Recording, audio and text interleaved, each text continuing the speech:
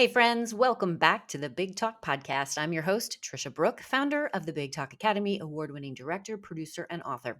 And this is episode 569. In today's episode, I am joined by one of my amazing clients, dear friends, and awesome speaker, Dr. Sonia Chopra. Sonia was first on the Big Talk back in 2018 for episode 191, and I am super excited to be in conversation with her again today. Dr. Sonia Chopra is a board-certified endodontist, TEDx speaker, Forbes contributor, author, and endodontic instructor. She is the founder of Ballantine Endodontics in Charlotte, North Carolina, and is the eSchool founder, an innovative online course in endodontics for general dentists. I had the privilege of supporting Sonia one-on-one as she prepared for the TEDx Farmingdale stage, and I cannot wait for you to hear about everything that she's up to since our last conversation on the podcast. It's pretty awesome. All right, everybody, let's do this. Sonia, I am so excited to welcome you back to the Big Talk podcast. How are you today? I'm doing wonderful. How are you? I'm amazing. I'm so excited to have this conversation with you because the last time you were on the show was in 2018, episode 191, and so much has changed since that conversation. I would love for us to just kind of go back and remind the listeners, and if you've not listened to this episode, go back and listen. The listeners are going to learn that you had such a massive fear of speaking that you would literally put a bucket next to you, even if you were teaching a virtual workshop.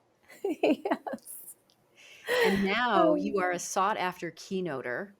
You're traveling the world giving keynotes and workshops, and you are an incredible leader, thought leader, entrepreneur. eSchool is just crushing it. You have done a TED Talk and you are constantly speaking. So, can you just back us up a little bit and bring us back to 2018 August, where we recorded this first podcast, and what you've been doing and how you got to this point in time with me today? Yeah, so we met virtually in 2018. At the time, that was probably the height of my imposter syndrome. I had was just, I've been doing what I do. I'm a root canal specialist, and I've been doing that since 2008. And so 10 years had passed, and I felt like I was getting stale in my career.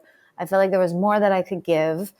And I felt like I had become an expert in my field, and I wanted to talk about what I do because nobody really wants to talk about that topic.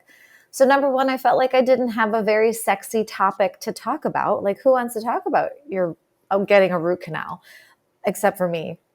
And I didn't think people valued it. I didn't think people found it important. And I wasn't sure if I was the right person to speak about it. That was 2018. Fast forward now, and I fully embody what I talk about. And I get excited, and I have found different ways to really energize people about the topic. And yeah, I no longer feel like what I love about it is that I used to get so terrified to go on a stage, even if it was a virtual stage. I remember talking to you about giving a webinar to my dental audience and literally having this bucket next to me. I actually just did one of those webinars last night, and I was so last minute, like not last minute, I was very prepared, but at the same time, like I feel like I know my stuff even better. I actually have watched my own language of my own topic evolve over the past 5-6 years. And now I feel like I finally drop into it. And I think that's where that confidence comes in, where I can go feed my kids really quickly and then rush over to the computer and still give that talk with the confidence that I want to do it with. So, man, I've grown up so much. It has been so beautiful to watch and to witness as well. We had that conversation in 2018, and then we didn't work together until 2021. Is that right? Yes, I believe January 2021 is when we started. And then I did my TED Talk October of 2021. Yeah. And so I remember you saying, I'm not ready, I'm not ready, I'm not ready. And all of the self limiting beliefs and the imposter syndrome was happening. And then what I remember is even back then I said, you are a powerhouse and I can help you make root canals sexy. Yeah. And we spent so much time unpacking the ability for you to let your personality come through because you're very funny. And I learned in our work together that you had a secret desire to be a stand up on SNL. That's Saturday Night Live, for those of you who know that show. And so being able to give yourself permission to not only embody and be passionate about root canals and communicate it in a way that gets us excited about going to the dentist, Yeah.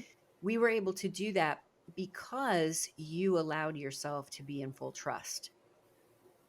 Yeah, but I had somebody sitting in front of me who really, you did such a good job in showing me my worth and making me see me. I mean, I couldn't have asked for a better mentor. Oh my goodness. Thank you. That means so much to me. I really appreciate you. And I do see you and I also know that you're extremely talented and you did the work. You would show up and you would do the work and you would rehearse. And for those of you listening and watching, I want us to kind of unpack the mindset that we would work on, the confidence building when it comes to writing, Mhm. because that's a muscle and you flexed that muscle and we were always writing, always Right, writing, always. right. So talk a little bit about that process for the listener, your process of writing. Yeah, there's no doubt that it was a lot of work. It was it was intentional where I put my energy that entire year. Um, but man, I'm so happy I did that work. And I'm so happy I did it with such chutzpah that it's made such a lasting impact. And now I don't feel like I have the opposite like thought of myself. I no longer feel like I can't do it. I feel like now I can do anything, which And is crazy. it is so beautiful. I've always known you can do anything, and being able to watch you fully embody that now and go out there and be speaking all the time and be such a forceful, beautiful force of nature presence on social media, and it's inspiring so many other people. And that's what I want the listeners and the viewers to really understand is that if you hold yourself back, you're preventing the people who need to hear from you from Yeah. hearing from you, Yeah. and that's just selfish, frankly. Yeah. I mean, I feel like I've inspired other women in my field to take the leap to have their voice and do their thing, and they're doing it. You know, they're doing the work, and I love that. I love that I'm a part of their journey, even if it's just a little bit, even if I was just the spark, right? I love that piece. You're a very influential voice and thought leader, and you are having such an impact not only on other women in the field, but on up and coming dentists who now understand that they can actually study with you and become more versed in their practice in root canals and in endodontics. And for you listening and watching, I know so much about root canals and dentistry because of our work together for the year that we were together, and I absolutely love it. And so I think that there's something also about how you showed up so intentionally inside of this container to really embody and become the thought leader and the speaker that you desire. But it's the exact same thing that you did when you created your business because you are an entrepreneur. Yes. So you were very intentional about how you wanted to show up, and it was almost in parallel. Yep. You were becoming the kind of thought leader that you wanted to be while also working on yourself, working on your business. How were those two things in tandem for you? So I had to be really intentional with my time, because I have a full on dental business, busting at the seams. I have an online business. I have 3 kids. And then I'm like traveling to and from New York to do rehearsals from Charlotte, North Carolina to really smash this TED, right? And I didn't have that much time. Like I really, like you stated it once, it's like training for the Olympics, and that's not a joke. it was a short sprint of time, like there was about 6 weeks where between getting accepted for the TED and actually giving the TED that I had to do all the hard work, where it was the memorization and, just learning how to kind of pose on stage and all that stuff. That was short, but it was very intense. But it really taught me how much more valuable my time is, whether it's in and out of my business, in and out of my online business, and with my family, and making sure I still hit all the important parts, even though I was working extra hard. Does that make sense?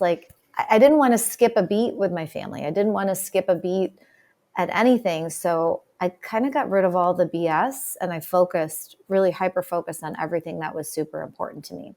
And then I realized through that process that there was a lot of excess in my life that I needed to trim off. And then, things just started to, the word is intentional, just getting super intentional with the way I wanted to be, with the way I wanted to act, with the way I wanted to show up, with the people I want to be with. Everything just got super intentional. And it almost makes your life a lot easier when you know that. I love this. And I want to go a little deeper with you. The process that we went through for landing your specific TED stage, which was TEDx Farmingdale, I have not done this process before, but what I did was I pitched the organizer and I said, I want you to show up. And he didn't know that I was going to do this, but I think it was 4 of you do an audition live, a virtual live audition for the organizer. And we went through the proper channels. We all applied. And what I wanted to give him access to was you literally performing a version of the talk virtually. And so we rehearsed that together first. So the initial process, this is all about being in a state of readiness, everyone. Sonia and I had been working for several months and we knew what the talk was going to be about. We knew that we wanted to land the red circle. We knew all the things. There was media happening, there was podcast happening, there was visibility happening. And so the vision board that Sonia came to me with had a TEDx as part of that. And so we were going to make it happen. So what ended up happening is you were chosen for TEDx Farmingdale.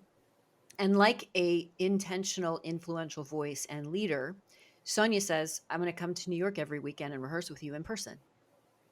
Yep. And that is what next level speaking is all about. That is what next level speaking is all about. And I remember, and I'd love for you to share with the listeners, the first time we were in the room together in person, that was like an aha moment for you. Talk about that a little bit. Yeah. So first, let's talk about just the weekend in general. Because I would take a 7 p.m. flight on Saturday. And then I would fly up to New York City from Charlotte. I would crash at my friend's house, one in Brooklyn. It depends. I had 2 friends that I would hang out with, one in Brooklyn, one in Queens.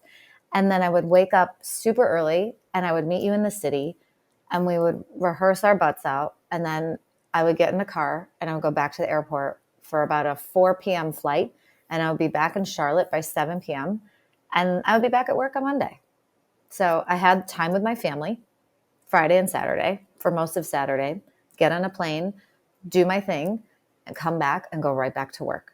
So I still got everything done. I didn't go out with I saw friends. I just didn't do my Saturday night, happy hour thing, which is fine. It was a sacrifice I was willing to make. But yeah, we did this several weeks. And then, I show up at this studio and it's very New York. It's like the quintessential New York, little rehearsing room. And I was like, oh my gosh, that's what made it really real. And then you worked with me. I think my favorite part was when you said, okay, repeat your talk and do it in an Indian accent. I'm like, what? And you're say it as fast as you can in an Indian accent. And that's how I started to memorize things. And I would go on walks in my neighborhood and I would just talk to myself. People thought I was crazy, But this was the process, because first you have to memorize it. Well, actually, first we had an 18-minute talk that we had to shrink down to 12 minutes. And then you have to memorize it. And then you have to make sure your nerves don't get the best of you and be able to deliver it, right?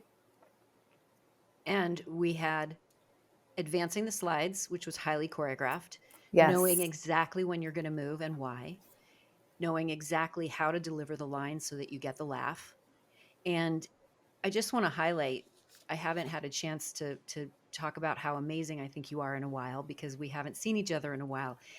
You are so spectacular as a performer who went through the process and really, using your language, rehearsed your butt off so that you could be free on stage that day. And I had the privilege of emceeing that show. And so I got to see you perform live in real time. And there was such a masterful freedom that you delivered that beautiful TED Talk. Thank you. You're welcome. You're welcome. That's one of the most fulfilling things I get to do, is see a speaker go from, I have a barf bucket next to me and I'm never going to do this and nobody cares about root canals, to, I just took the TED stage and I'm talking about how root canals can make the world a better place. And now all of the speaking that you're doing in terms of root canals and your area of expertise has opened up to even bigger platforms, which is leadership and balance. And let's move into that conversation a little bit. Sonia, you were talking about how you got it all done.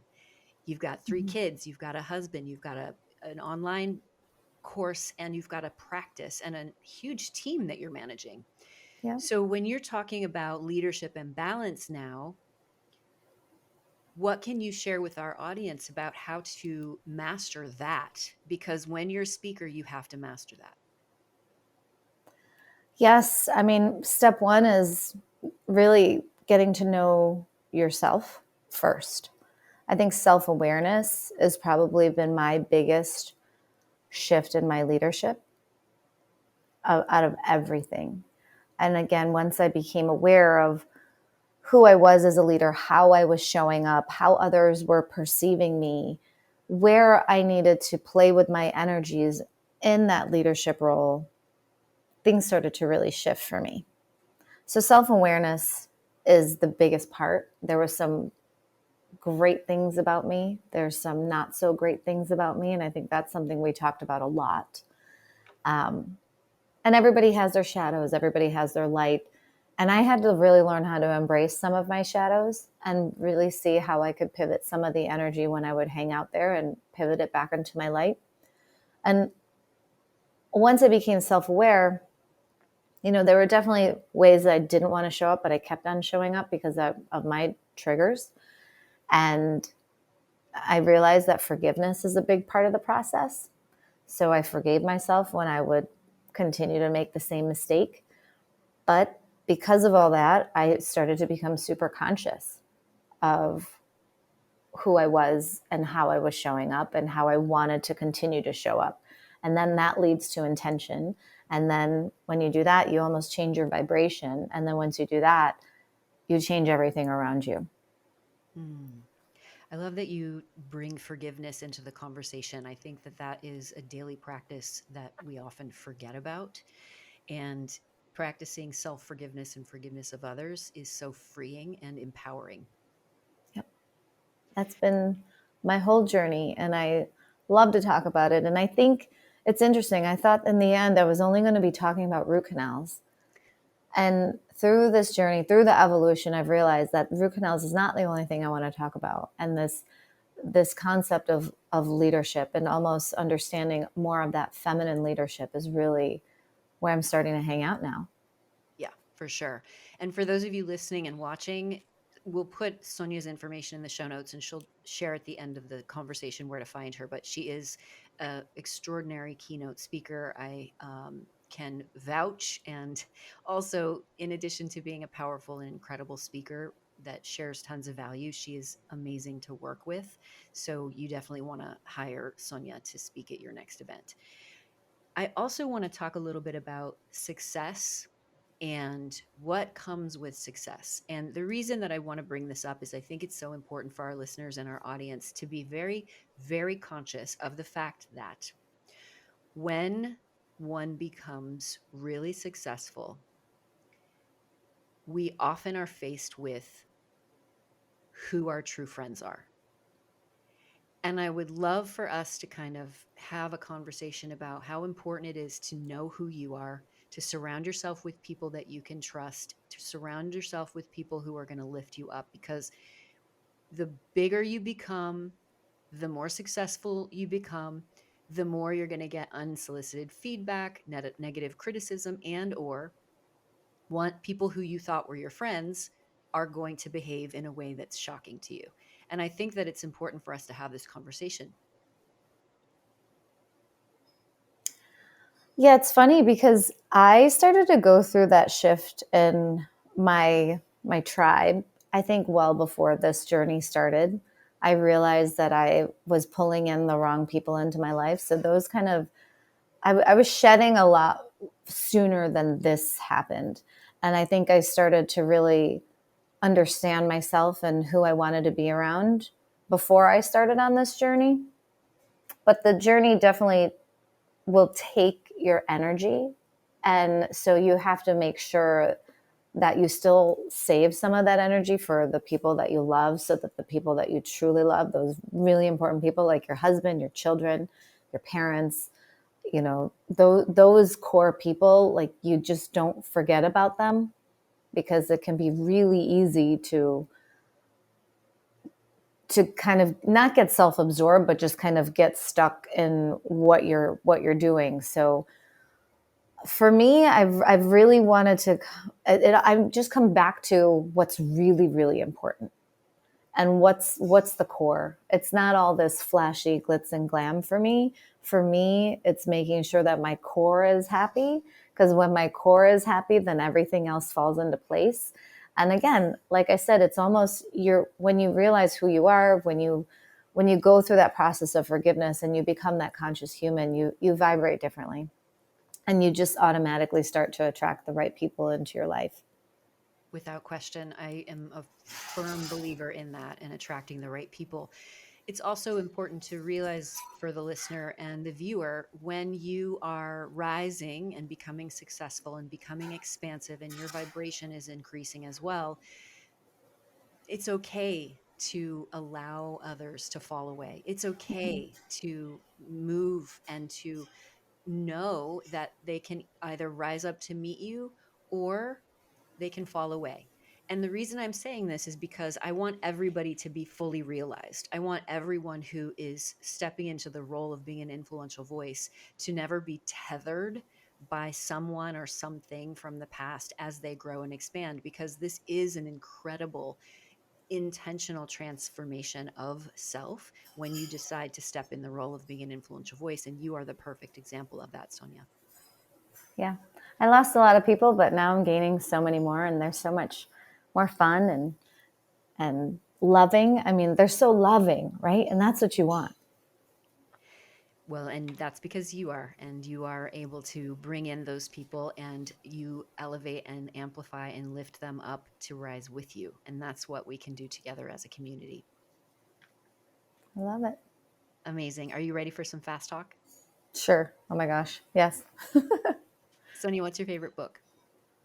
Oh man. Oh gosh. Is it bad that it's a business book? It might be Traction, because it No changed my judgment. life. I love it. Traction. It's one of Okay, my favorite books that I hand out to everyone. Like, read this, it'll change your business. perfect. And who's your favorite speaker and why? Man, favorite speaker.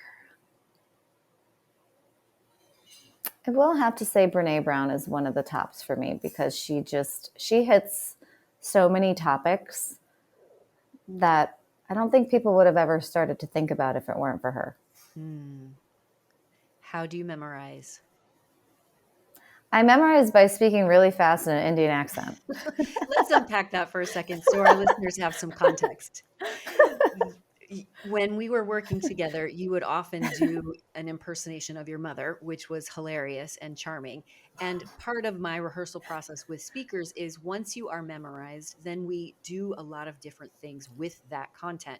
You do it when you're uh, doing laundry, you do it when you're on a run, you do it in any kind of an accent, French, Indian, Spanish, so that you are teaching your mind to be able to be playful within the material. So that was fun for me also to have you do the Italian run through in an Indian accent in New York City. Thank you for It that. was fun. I also do like to look at myself in the mirror and give the talk to myself in the mirror. I think before you, that's what I would do, just so I can see what I look like and make sure I wasn't making some like grumpy old face or something. I wanted to make sure I was always smiling and stuff like that. So that's where I started. And I still feel like that's pretty effective for me. But if you really want to memorize, man, do it while you're doing the dishes, do it in a different accent. That is a really powerful exercise. I will never forget that. Thank you. Amazing. What do you do the day before you speak? It depends. It depends on what's happening. 'Cause sometimes it's crazy. I like to go to bed early, but then sometimes if I go to bed too early, because I still get nervous, which I'm happy about. I don't want to not get nervous, because I feel like it keeps me on my toes and it makes me more animated, which I enjoy about myself. Um, but the morning of, I do like to drop into power over my presentation meditation Mm, that one of my coaches gave me, because it really helps me ground into what I want to talk about. And it reminds me of my passion. It reminds me of my mission and why I'm here. beautiful. And what podcast are you currently obsessed with, Sonia? Currently, I've been listening to The Diary of a CEO by Stephen Bartlett. Awesome. Yeah. Thank you so much for being a featured guest today, a repeat featured guest on the Big Talk podcast. Do you have anything that you're going to share with our listeners, and where can they get in touch with you? So you can find me on Instagram. That's where I love to hang out, at Sonia Chopra DDS. That's Sonia with an I. So Sonia Chopra DDS. I also have a website, and that's the same thing, soniachopradds.com. I'm actually starting to talk to patients now, which is exciting, not just talking to dentists, because as I was talking to dentists, people, just normal people going to the dentist, would find my blogs and stuff and ask me dental questions. And I realized, wow, there's a whole population of people who actually are really interested in their teeth and their oral health. So be on the lookout for that, because that should be happening by the end of this year. We're rebranding the website. And so there'll be a whole avenue for me to talk to patients too. Oh my gosh, that's incredible. How lucky are we that we have access to Dr. Sonia Chopra? I'm excited. Thank you, everybody, for tuning in and listening to this incredible conversation. If you are watching this on the YouTube channel, be sure to hit subscribe and the notification bell so you get access to the latest episodes. And if you are listening to this on your podcast, we appreciate you so much, your time. Feel free to reach out to me on Instagram and let me know what you thought of this episode. And remember, everybody, your voice matters. Big love.